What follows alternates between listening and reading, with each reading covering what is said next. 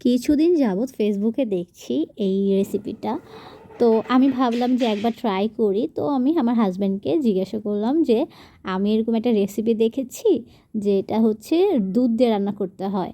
তো ও আমাকে বলল যে, "একই তরকারিতে বারবার খেতে আমরা তো একদম বিরক্ত হয়ে গেছি। তুমি একটু অন্য কিছু ট্রাই করো।" তো ও যেহেতু বলল, তাই আমি এই রেসিপিটা ট্রাই করলাম।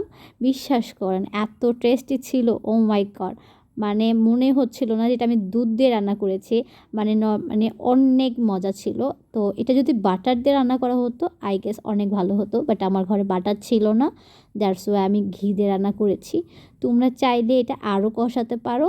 আরেকটা কথা বলি, এটা যে বাটার দিয়ে রান্না করতে হবে এমন কোনো কথা নেই। তোমরা এটা সরিষার তেল দিয়েও রান্না করতে পারো, বা নরমাল যে রান্নার তেল আছে ওটা দিয়েও পারো, বা তোমরা চাইলে এটা ঘি দিয়ে রান্না করতে পারো।